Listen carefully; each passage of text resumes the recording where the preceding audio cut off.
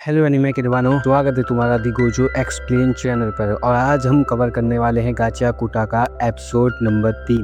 अब तक हमने देखा कि रूडो के अंदर उसके ग्लव्स की वजह से पावर्स आ जाती हैं, जिसको देखकर एंजन उसे कहता है कि तुम मेरी टीम को ज्वाइन कर लो और एक क्लीनर बन जाओ। इस बाद हम जंका नाम के एक आदमी को देखते हैं, जिसे इंजन कॉल करके बताता है कि उसे कचरे के ढेर में एक स्पेशल लड़का मिला है जिसके अंदर क्लीनर्स जैसी ही सुपर पावर्स हैं और ऐसी पावर्स उसने आज तक किसी और के अंदर नहीं देखी, इसीलिए उसने उस लड़के को अपनी टीम में ज्वाइन कर लिया है। अभी तो ये लोग एक डॉक्टर के पास थे जो रूडो का चेकअप कर रहा था। रूडो इंजन से कहता है कि मैंने बोला था मुझे तुम्हारी टीम ज्वाइन नहीं करनी है, मुझे वापस ऊपर जाना है। तभी वो डॉक्टर रूडो से चिल्लाते हुए कहता है कि अरे बच्चे, तुम उस कचरे के ढेर की तरफ गए ही क्यों थे? थोड़ी देर और उस हवा में सांस लेते तो तुम कब का निपट चुके होते। और फिर तुम्हें गुंडों ने किडनैप भी कर लिया। तुम्हें तो इंजन का शुक्रिया अदा करना चाहिए। और मैं कोई बूढ़ा आदमी नहीं बल्कि बूढ़ी औरत हूँ। रूडो का इलाज हो गया था। तो दोनों बाहर आ जाते हैं और इलाज के पैसे एंजन ने दिए थे। तो रूडो उसे थैंक यू बोलता है और कहता है कि मुझे तुम्हारी टीम ज्वाइन नहीं करनी, बल्कि मुझे बस जानकारी चाहिए वापस ऊपर जाने के लिए। एंजन बोलता है कि तुम उन गुंडों को देखकर समझ ही गए होगे कि यहाँ के लोग ऊपर वालों से कितनी नफरत करते हैं, और अगर किसी को पता चल गया कि तुम ऊपर से आए हो तो तुम तो गए बेटा। और इंजन कहता है इस जगह जानकारी फ्री में नहीं मिलती, तो मुंह बंद रखो और मेरे पीछे चलते रहो। ये लोग अब एक जगह जाकर बर्गर खाने लगते हैं और रूडो को बहुत भूख लगी थी। रूडो सोचता है कि उसे लगा था कि पिट में कचरे के अलावा और कुछ नहीं होगा, लेकिन यहाँ तो शहर बसे हुए हैं जिनमें लोग रहते हैं। एंजन अब रूडो को बताता है कि यहाँ पर एनिमा नाम की एक एनर्जी होती है जो टाइम के साथ साथ बढ़ती जाती है, और वो कचरा मॉन्स्टर इस एनिमा नाम की एनर्जी से ही बने हुए हैं। वो इंसानों को देखते ही उन पे हमला कर देते हैं। ज्यादातर तो वो कचरे में ही रहते हैं, लेकिन कभी कभी शहर में भी घुस जाते हैं। आम हथियारों से इन मॉन्स्टर को नहीं मारा जा सकता, लेकिन रूडो के ग्लव्स जरूर उन्हें मार सकते हैं। जैसे एक शेफ के पास उसका पसंदीदा चाकू होता है जिसे वो सालों तक धार लगाता है, या एक राइटर जिसके पास उसका पेन होता है, वैसे ही जब कोई इंसान अपनी किसी चीज का काफी समय तक अच्छे से ख्याल रखता है तो उस सामान के अंदर एनिमा आ जाती है, और वो ऐसे हथियारों को स्पेशल आइटम यानी वाइटल इंस्ट्रूमेंट कहते हैं। जैसे इंजन के पास उसका छाता है और रूडो के पास उसके ग्लव्स, क्योंकि वो मॉन्स्टर्स एनिमा से बने होते हैं तो उन्हें एनिमा वाले हथियारों से ही हराया जा सकता है। लेकिन बहुत कम लोग ही अपनी पावर्स को बाहर निकाल पाते हैं, जैसे कि रूडो और एंजन, और ऐसे लोगों को गिवर्स कहा जाता है। रूडो मन में सोचता है कि रेक्टो हमेशा सच कहता था, तुम किसी चीज का अच्छे से ख्याल रखोगे तो उसमें सोल आ जाती है। इंजन कहता है कि क्लीनर्स एक टीम का नाम है जो कचरा मॉन्स्टर से लड़ते हैं और उन्हें रूडो जैसे और भी गिवर्स की तलाश है। रूडो पूछता है कि अगर मैं तुम्हारी टीम ज्वाइन करता हूँ तो तुम क्या मुझे ऊपर जाने का रास्ता दिखाओगे? एंजन बोलता है कि ऊपर कैसे जाते हैं ये तो मुझे नहीं पता, जो सुनकर रूडो उस पर गुस्सा करने लगता है। लेकिन इंजन कहता है कि हमारे बॉस को शायद पता होगा कि ऊपर कैसे जाया जा सकता है, इसके लिए रूडो को उसके बॉस से मिलना पड़ेगा। एंजन अब पूछता है कि ये ग्लव्स तुम्हें किसने दिए थे? रूडो कहता है कि मेरे फादर ने, और ये ग्लव्स उनकी आखिरी निशानी है। एंजन कहता है कि इसीलिए तुम इनका इतना ख्याल रखते हो, तुम्हारे ग्लव्स में सोल है। अब ये सुन रूडो को रेक्टो की याद आ जाती है। तभी एंजन का फोन बजने लगता है और वो यहाँ से जाने लगता है। रूडो एंजन का शुक्रिया अदा करता है क्योंकि उसने रूडो को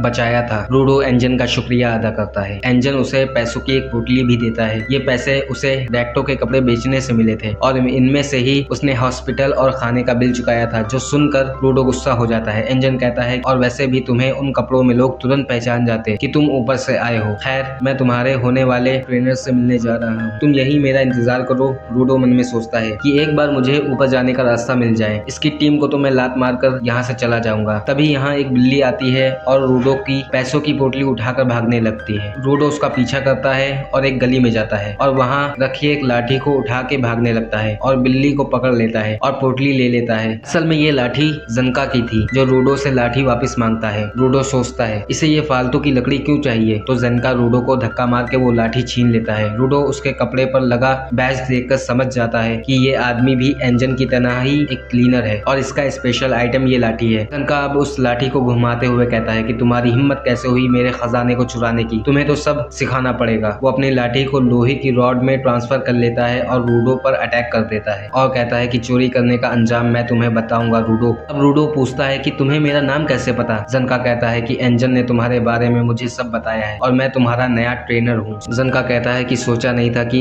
तुम्हें इतनी मामूली सी भी बात बतानी पड़ेगी कि चोरी करना गलत बात होती है। रूडो कहता है कि मैं तो बस उस बिल्ली से अपने पैसे लेने की कोशिश कर रहा था। जंका कहता है कि लगता है तुम्हारे बाप ने तुम्हें अच्छे से संस्कार नहीं दिए हैं। अब ये सुनकर रूडो भड़क जाता है और उसे रेक्टो की एक बात याद आती है। अगर तुम चाहते हो कि कोई तुम्हारी बात सुने तो तुम्हें ठंडे दिमाग से ये सोचना होगा कि सामने वाले के मन में क्या चल रहा है। रूडो सोचता है कि मैंने इसकी छड़ी चुराई थी तो इसको गुस्सा तो आएगा ही। अगर कोई मेरे ग्लव्स चुरा लेता है तो मैं भी यही करता। रूडो अब जनका से माफी मांगता है कि उसे पता नहीं था कि ये लाठी उसके लिए इतनी खास है। ये सुनते ही जनका का गुस्सा शांत हो जाता है और वो भी रूडो से माफी मांगने लगता है कि ये मेरा खजाना है तो मैं थोड़ा ज्यादा गुस्सा हो गया। अब ये देख रूडो हैरान हो जाता है कि बातचीत करने से मामला ठीक हो गया। रेक्टो सही कहता था। जनका अब रूडो को हाथ देकर उठाता है और पूछता है कि तुम्हारा स्पेशल आइटम क्या है और तुम उससे क्या कर सकते हो। रूडो उसे अपने ग्लव्स दिखाता है और कहता है कि मुझे नहीं पता कि ये क्या कर सकते हैं। जनका बोलता है कि तुम्हारे ग्लव्स तो एकदम धांसू हैं। जनका रेक्टो से पूछता है कि वो क्लीनर्स क्यों ज्वाइन करना चाहता है, जिस पर रूडो कहता है कि वो तो बस इंजन की हेल्प कर रहा है। जैसे ही उसका मकसद पूरा होगा वो चला जाएगा। रूडो मन में सोचता है कि ये तो एकदम से अलग ही इंसान लग रहा है, शायद ये मुस्कुरा रहा है। इसीलिए उसे फिर से रेक्टो की बात याद आती है कि उसे भी थोड़ा स्माइल करना चाहिए। और अब रूडो को पता चलता है कि स्माइल से तो इंसान ही बदल जाता है, लेकिन क्या वो भी स्माइल कर सकता है। अब रूडो भी स्माइल करने की कोशिश करने लगता है पर वो बहुत ही अजीब लग रहा था, जो देखकर जनका भड़क जाता है कि तुम मेरा मजाक उड़ा रहे हो क्या। रूडो कहता है कि मैं तो बस स्माइल कर रहा था। तो जनका बोलता है कि इससे घटिया स्माइल दुनिया में किसी की नहीं होगी, ये देखकर तो बच्चे रोने लगेंगे। रूडो अब अपना मुंह बंद करके स्माइल करता है और ये देखकर तो जनका और भी गुस्सा हो जाता है और दोनों लड़ने लगते हैं। जनका कहता है कि एंजन ने तुम्हें स्पेशल कहा है तो ज्यादा उड़ो मत। हम यहाँ रोज अपनी जान जोखिम में डालकर मॉन्स्टर से लड़ते हैं और तुम अपने मकसद के लिए हम पे एहसान करने आए हो। वो मकसद जरूर कुछ घटिया सा होगा। अब रूडो को रेक्टो के कहे आखिरी शब्द याद आते हैं कि इस घटिया दुनिया को बदल दो।